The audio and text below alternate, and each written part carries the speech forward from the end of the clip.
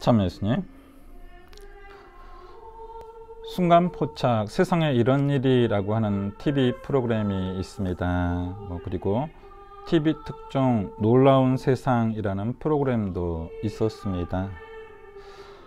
프로그램에 소개된 내용 중에 가장 믿기 어려운 일들을 찾아보았는데 별 특별한 것이 없었습니다. 그렇게 놀랍지도 않았습니다. 세상에 이런 일이라는 프로그램은 믿을 수 없는 일에 대한 소개라기보다는 드물게 일어나는 우리 삶의 한 단면을 담고 있습니다. 세상의 일이라고 하는 것이 언제나 제 사고의 틀을 벗어나지는 않았습니다. 모두 이해할 만한 일이었습니다. 세상의 일은 그러한데 세상의 사람들은 다 그런 것이 아니었습니다. 세상 사람들 중에는 도무지 이해할 수 없는 사람들이 많았습니다. 나만 그런 것이 아니라 여러분도 그러할 것입니다. 내가 미워하는 사람들, 그냥 미운 것이 아니지요. 미울 만한 일이 있기 때문인데 그 일을 이해하지 못하기 때문에 그가 밉습니다. 도저히 생각해 보아도 그럴 수는 없는 것인데 그 사람은 그럽니다. 그래서 그가 밉습니다. 예수님께서는 실제로 부활하셨습니다. 세상에 이런 일에는 이런 이야기가 나와야 합니다. 죽었다가 다시 살아난 사람은 없기 때문입니다. 우리는 신앙인이며 예수님의 부활을 믿는 사람들입니다. 죽었다가 살아났다고 하는 이 엄청난 사실을 믿는 사람이라는 것입니다. 이해할 수 없는 이 사실을 믿는다고 하면서 내 형제의 잘못을 이해하지 못하는 우리들입니다. 이 얼마나 엄청난 모순입니까? 신앙이란 다른 것이 아닙니다. 내 형제를 사랑하는 것이라고 하였습니다. 쉽게 이야기하면 내 형제를 이해하는 것입니다.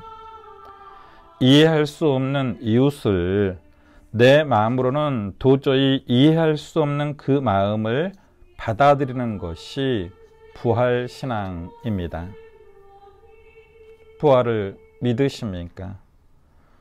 부활은 믿는 것에서 그치지 않고 살아야 합니다.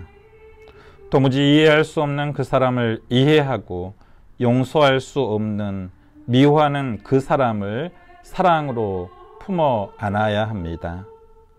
그렇게 부활을 살아내는 우리가 되어야 할 것입니다.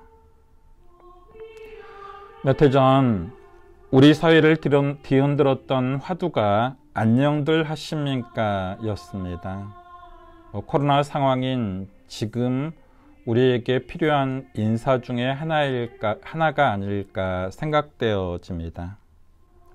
무덤에서 천사한테 부활하신 예수님은 갈릴리아에서 만나게 될 것이라는 전가를 받은 막달라 여자 마리아와 또 다른 마리아 두 여인에게 예수님께서 먼저 평안하냐라고 말을 건네셨습니다. 평안하냐라는 이 말은 그리스어로 카이로 동사입니다. 이 동사는 기뻐하다, 반갑다, 평안하다, 안녕하다라는 뜻으로 번역할 수 있습니다. 일상 안에서 우리가 나누는 친교의 인사 안에서 우리는 과연 얼마나 기뻐합니까? 우리는 기쁩니까? 안녕합니까?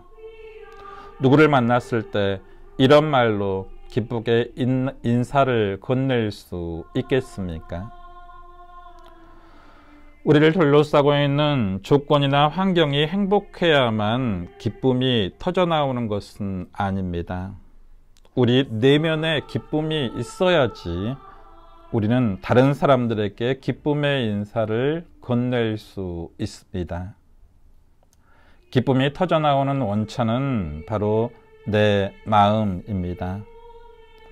부활하신 그리스도를 우리 내면에서 만났을 때 우리는 기쁨을 발견할 수 있습니다. 참 부활을 사는 여러분이 되시기 바랍니다. 그래서 얻은 여러분의 기쁨으로 기쁨을 잃은 다른 사람에게 행복으로 다가설 수 있었으면 합니다. 안녕하십시오. 그리고 평안하십시오. 오늘도 복음을 살아갑시다. 아멘.